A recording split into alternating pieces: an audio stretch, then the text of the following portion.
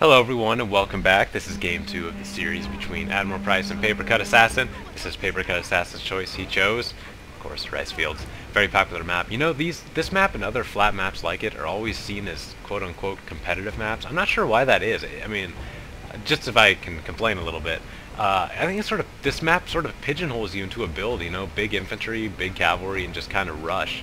I don't think that it alone encompasses the entire strategic realm of Shogun 2, so I don't like to see all the maps played on these flat maps because just you kind of have to do one build. As we see about Admiral Price's army, it's just a ton of swords, 5-6 katanas, dismounted general, and cavalry and spears.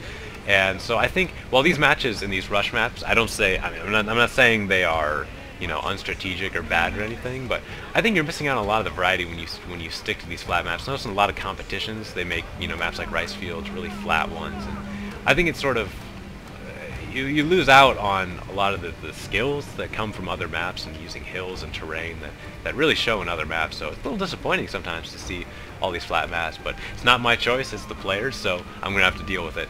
Admiral Price is moving out, signature, just sort of milling around with a lot of cavalry. His cavalry's not as big as it was in the last one.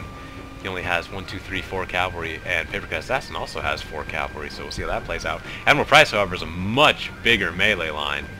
Though Papercut Assassin is the designated attacker on this map, so we'll see what he's trying to do here. He's bow, yes, he has some bow cavalry trying to skirmish, so he's okay for fulfilling those designated attacker roles. Much smaller, look at this. All we can see now is Admiral Price's version of the replay, so maybe there's something hiding. What's he have? 2 monks, 3 Ariashigaru, and 2 katanas and a Nodachi, so a very small melee corps. We're looking at Admiral Price. 6 katana samurai. He has 1 Naginata monk I saw. Some Naginata samurai. I mean, this infantry could easily overwhelm Papercut Assassin. So it's going to come down to the cavalry battle. And speaking of the devil, look at all this cavalry coming out of the woods. Light cavalry, Great Guard, Yari cavalry. Going to look to take out Admiral Price's cavalry. Because if you can take out Admiral Price's cavalry here, all he has to do is hold with that melee line. And if there's a big cavalry charge from the rear, we could see a mass rout. So we're going to see if he can use his cavalry effectively. Light cavalry trying to make a jab over here. Not sure what he was going for. Maybe just trying to hit the front of the melee line to kill some men, but I'm not sure what that light cavalry was going for. Maybe it was a bit of a waste. Oh no! A Yari cavalry manages to flank around and hit the general. He loses 12 men in the initial charge. He's down to 18.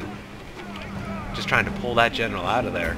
He's at 15 right now. General's still alive though, so not a catastrophic loss. Ooh, another cavalry. A Yari cavalry's going in the front, hitting a Yari Ashigaru. That's about all the damage he's going to do, so not as good an attack there, but a nice shot. Oh, did the general die? Nope, he's alive. General is alive, nobody panic. 14 men.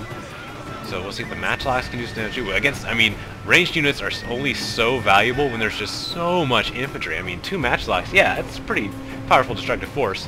But when there are, what, 1, 2, 10 plus infantry units, you just can't do enough damage. There's just so many bodies. You have to have something to cause that mass rout, a lot of cavalry, something like that, which he does have. So I think when you go on a map like this, that's another reason. Not only is it flat and encourages rushing, which gives you a smaller timetable, it's also there's just so many bodies, and you're only bringing a limited number of bows or matchlocks, and you just can't do enough damage. Again, it's a timetable issue, but also, I mean, there's just so many. 2 matchlock units, what are they going to be able to do? Maybe take out 1 or 2 units, but he's still got 10 more in reserve, so it's going to come down to the cavalry, definitely. Admiral Price somehow manages to capture the only building on this map, the farmhouse. We'll see if Papercut Assassin will try and take it, but he's moving interesting. He's moving his army around in 2 wings and trying to just smash him and clamp him from both sides, doing sort of a gator jaws sort of attack. Cavalry again is trying to sneak around. He almost makes it, but it looks like Papercut Assassin picks up on it at the last second and is moving around to reposition. Trying to not get surrounded too. You'd hate to get just pincered in a map like this, and to split up his cavalry too. He needs all that cavalry focused in a big charge to pull out this infantry battle. So we'll see if he can end up pulling that out as well. Oh no, and micro mistake there on the bow cavalry is going to get picked up by the Yari Ashigaru, already wavering 24 men. This bow cavalry is at 29. That'll be about the end of their usefulness. And the Yari Ashigaru gets caught too. Oh, these units are all bundled up. He could capitalize here. He has a Great Guard just sitting here. He's too busy microing all the infantry and he can't get to his cavalry. He could definitely get a big charge. Oh, it looks like this Great Guard might though. And these Yari Ashigaru, this one has to just hold. Matchlocks are shooting too. If he could take out this wing of Admiral Price's forces, that would be a pretty big victory. And looking around the map, it looks like Admiral Price's cavalry's been pretty much cleaned up. Yeah, it has. We can see it routing. I kind of missed it there, but... oh, come on, perhaps. But we have some cavalry routing. And that's going to be the end of AdmiralPrice's cavalry. So we can take this wing out here. All his infantry is focused on this one clump, and he could end up pulling this out. I'm going to restart perhaps real quick, see in a second. Sorry about that. And we see wavering here. Naginata monks are down to about half strength here. Samurai are about... yeah, he's mostly at half strength. There goes the unit routed. The Shigaru end up holding, though he's going to lose these matchlocks. He could really use those to get some nice preliminary shots off into what's left of AdmiralPrice's infantry corps, but morale's doing good too. Oh, and he's just going to lose this cavalry. He just has too much to micro. It's one of the problems with these big builds when you start getting everybody split up too much.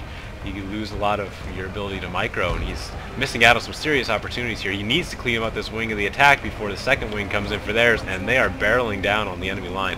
The Shigaru is moving up. It's a good idea there, I think, to throw the Shigaru out in the front. There's no cavalry left for them to defend against, so that's definitely a good move, but his melee line's pretty disorganized. He's going to need a good charge with that one Nodachi there, just sitting idle. It's a good time, too. He's all clumped up. He can maybe get a really good charge. Naginata monks are going first, along with the Katana Samurai. The cavalry is just now starting to flank. He only has 3 cavalry units left, though, one of which is a bow cavalry. But he does have a great guard at about half strength, so we see if he can end up using that. Katanas are going to go too. Oh, the Nodachis need to get a charge off here. The Katanas are in good position to get hit. Oh, he just has too much to micro. He's spread too thin. AdmiralPrice, keeping his army clumped up and moving as one, has much less to micro, and so that's going to really work out for him here. Nodachis are finally going to charge. Don't use their bonsai. But since the monks from in front, it's going to hurt the charge a little bit. AdmiralPrice's Nodachis seem to get the better of this one. But he's at 78 men. They're going to get torn down pretty quick by those Naginatas. And the Nodachi, of course, as well. He's just too spread out. He can't have his general in 2 places at once. AdmiralPrice is sitting tight. Definitely has a positioning advantage for AdmiralPrice here. His general is able to have the radius hit almost all of his units. And he's spread too thin. Papercut Assassin. It looks like Price is going to take this. He's going to clean it up. Those 2 wings he managed to make Papercut Assassin split up. He really needed to stay together and depend on a big cavalry charge, but just wasn't able to micro it out in the end. Nodachi is about to break here in the middle. General's being hit by those Katanas at 5 men. They will rout soon. That will mean the army will be routing soon. General soon, or the army soon follows when the general goes, and he is gone. Just one great guard. Just none of his cavalry is able to make it to the infantry battle, and with so many men, he had to make it there and just was not able to do it. So AdmiralPrice will be cleaning up here. I say, I did complain about Rice Fields winning this match. That was pretty strategic. I like how they were going on this map. Not saying that, you're bad if you like Rice Fields or that it's not strategic and not competitive.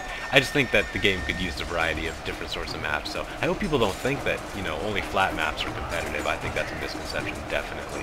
We'll see something weird like a Oboke Gorge or something. That would be fun. I think that's what it's called.